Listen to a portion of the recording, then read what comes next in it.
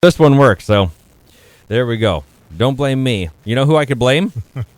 I'm just going to pick a random plate from a different province. There we go. Okay. All right. Okay. So, as we were with the mayor report, so what did you want to touch base on? So just really, I'll go back over that in case people didn't hear. We're doing paving in Lower Town right now down around the college, so I'm not sure how long that's going to last before it's done. Probably a week or so. Roundabout for the next 2 weeks, they're doing water tie-ins, so some of the detour will be straight up 8th instead of taking that route down Vernon and around as they get the humps down and all the people back on their water system. And then I just wanted to basically go back over the COVID-19, the Revy rules thing. People seem to be concerned about others who are coming into the community, so we're asking everyone to do the same thing that we've been doing here in Revelstoke, to follow the Revy rules, and that basically is the 2 meter physically distancing, and if they can't, then to wear a mask, wash their hands, keep clean. If they're sick, stay home, that sort of thing. So I just want people to be aware. I don't want them to become complacent because COVID-19 has not gone away. We want to make sure that we're still following the rules, even though we're interacting with others out in the community.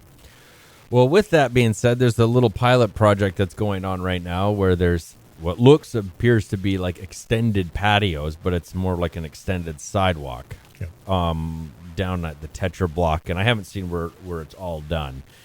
And that is, I'm assuming, in just to keep people from on foot traffic spread out, but also it also takes away parking, which may or may not be a good or bad thing, depending on how you want to view it. Yeah, so there's a pilot project with some parklets. So there's one in front of Style Trend in the annex.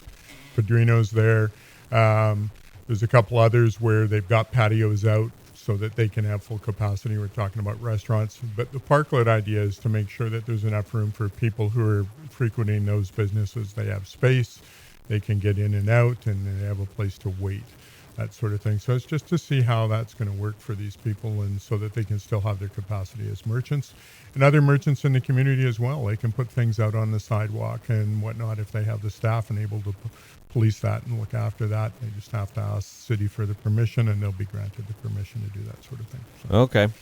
Well, it does look like that we're going to be doing social distancing for at least a year, and what they say, potentially 2 to 3. You're like, holy smokes, Jack will be like 6 years old by the time he's allowed to hug someone. He's not even going to know what it means.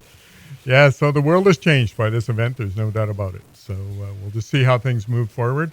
Our intention here in this community is to keep everyone safe as we can, and just move forward.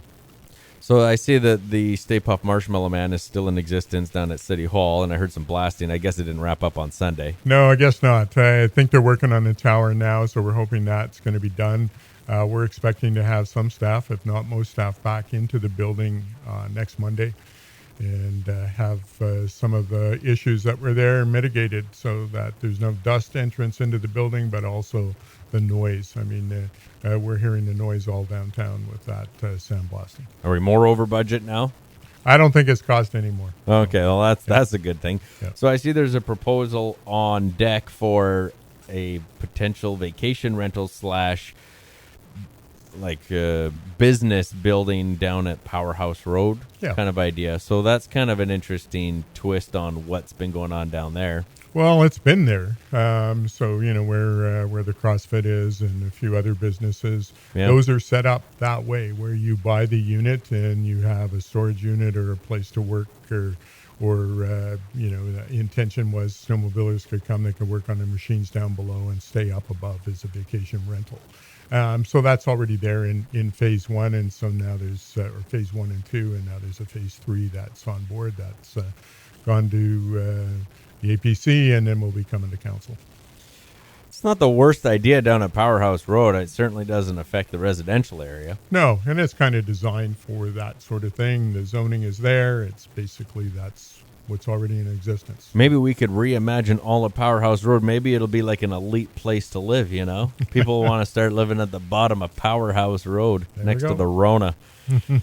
Okay, and is there any more controversial stuff that we need to touch base on? Seems like there's something coming out of Arrow Heights every week, but... we'll see how things move forward.